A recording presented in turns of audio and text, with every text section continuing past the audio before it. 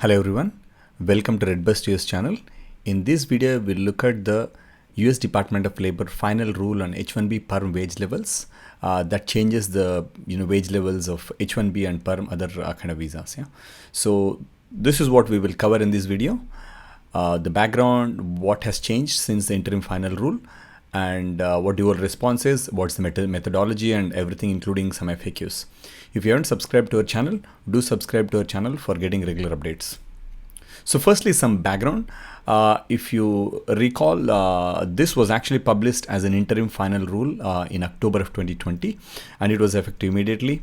There was a lot of chaos around that, like where it significantly increased the wage levels, and eventually this was taken to courts, and it went on for some time in in the courts, and eventually in early December, courts cancelled this, and they cancelled based on the procedural grounds, telling that they did not follow the proper process and they skipped the process.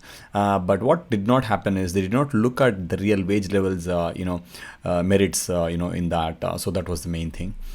And after that, during that period when they published, they also gave 30 days comment period technically. So DOL says that they took that 30-day comment period and picked up all the comments that were received during the time and published a final rule on January 12th, 2021, and they made revisions to this interim final rule based on the comments submitted. So this is what they say. And in terms of public comments, they received over 2,340 comments, and most of them, they say, were not relevant. Only 148 were relevant, and they used all of these and responded in the final rule. Yeah. So this is the brief background on the rule. Yeah. Now, in terms of what has changed since the interim final rule in the wage levels are these, right? The first thing is the biggest one is the wage levels in the final rule based on public comments. It changed. So if you look at it, on the screen, the way it stands is today we have 17, 34, 50, and 67 percentiles for wage levels 1 through 4. So that's what you see on the extreme left hand side, and in the middle, the interim final rule actually increased the wage level 1 from 17 to 45th percentile and 34 to 62nd, so on and so forth, right? So these were so high. This was one of the concerns many commenters raised, and now they revised that, and currently where it stands is we have this one that's highlighted on the screen, 35th percentile for level 1 wage, and for wage level 2 it says 53rd percentile, and level 3 it's 72, and wage level 4 is 90th percentile. So we look at these details, how these are computed, but this is the big change that actually came with this final rule. In terms of the second big one is, many people said that they're not ready for it.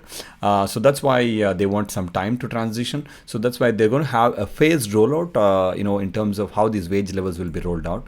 So they categorize the applications into two categories. So the one is the new filings. This includes any new LCAs or PERMs that are filed. For H1Bs, H1B1, E3, or any PERMs, right? So these are all new filings. And for all of these, they'll be implementing, these wage level changes in 2 steps. And that will take about 1.5 year period. That's what to say. And here is the schedule for that, right? So between January 2021 and June 30th, there will not be any changes. So this will be the basic current wage levels that are already there. So no changes there.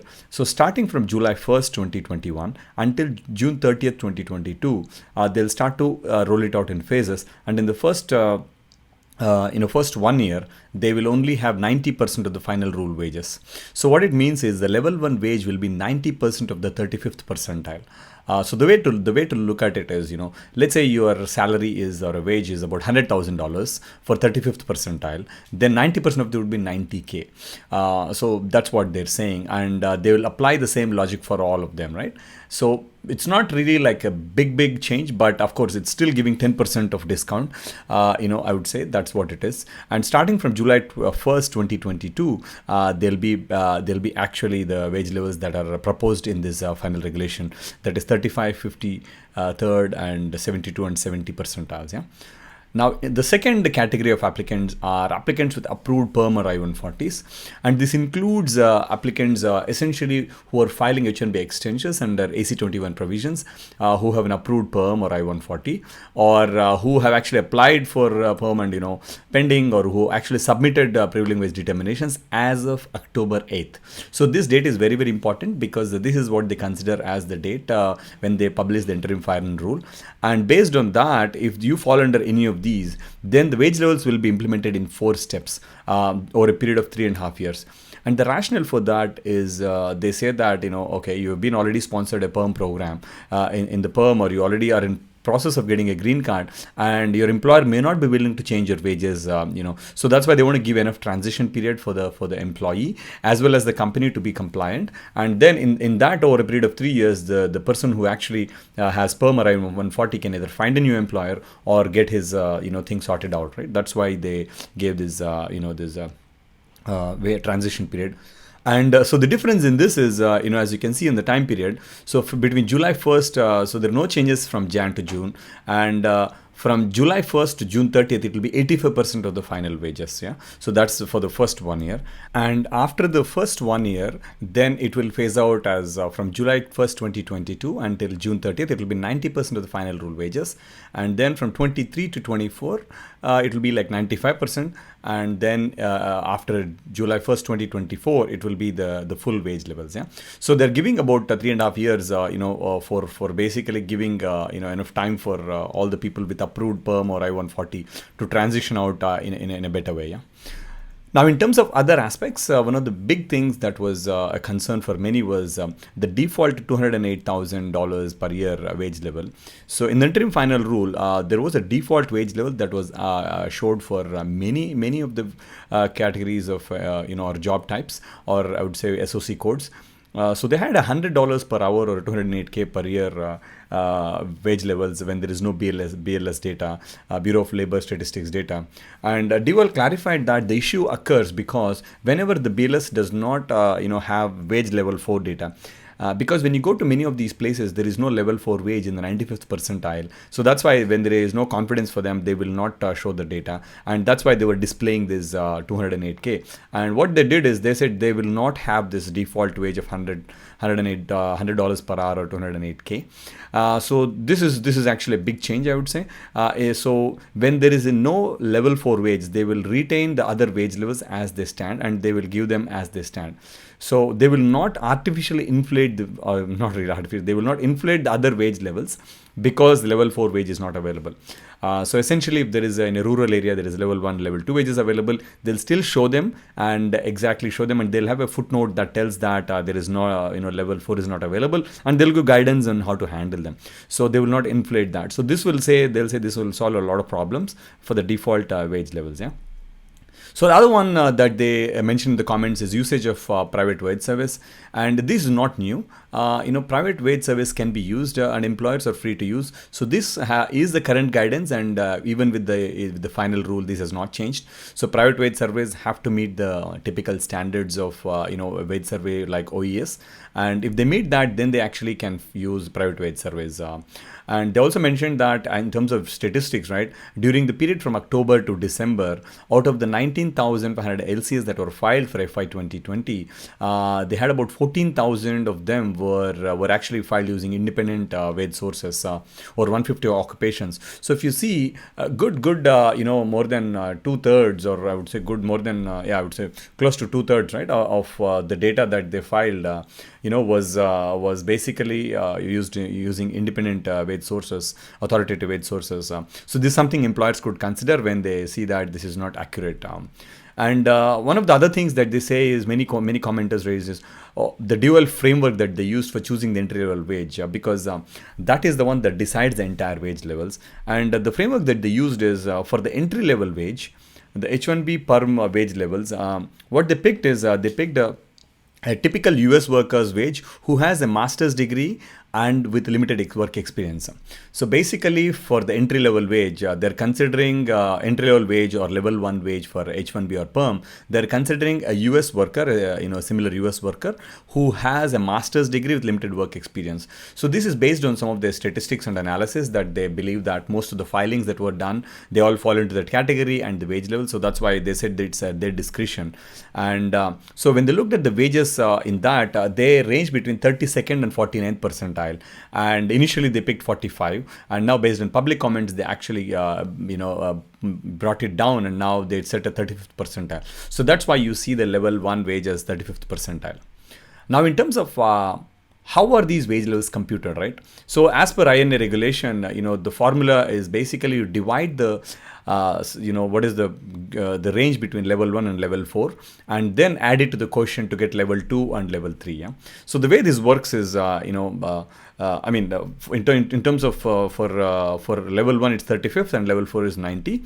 So the way they computed is so based on the formula, right? Level 4 minus level 1 is 90 minus 35. So that gives 55. They divide it by 3, and now they add that 18 to 35 to get about approximately 53.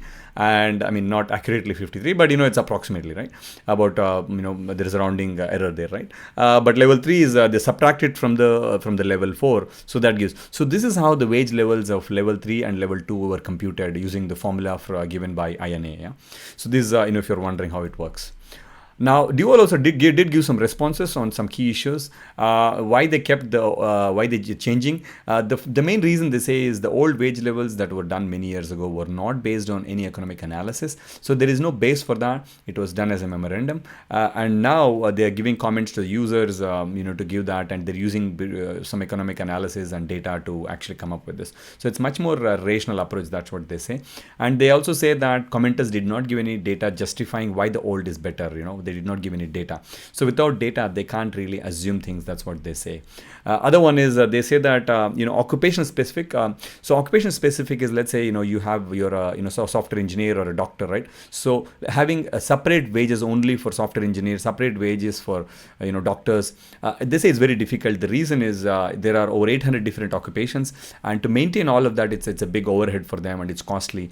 Even Bureau of Labor Statistics also cannot manage that volume. So they say that that's not possible. The other one is the medical professionals wage impact. So they say that many commenters did not provide why they should retain the old wages. They were complaining that this is not going to be working for doctors and medical professionals in wage areas. So they say that there's no data provided, and based on their discretion, they are choosing that, and they talk about some NSF and other wage surveys that they used, and they say that elimination of this 208K will actually help a lot. In terms of final rule, it's going to be effective from 60 days from the date of publication, and effective from March 15th. So this is where it stands, as you can see on the screen, right? So this is going to be published on 14th, and 60 days from that is 15th. Now in terms of common FAQs, right? So does it impact transfers, amendments, extensions, change of status? Yes, it will. The reason is these are all of these require a new LCA, and they will actually have to be, they'll be impacted by these, and all of these will apply. And what if you already have approved? It won't impact anything that were already approved, so you don't have to worry about that part.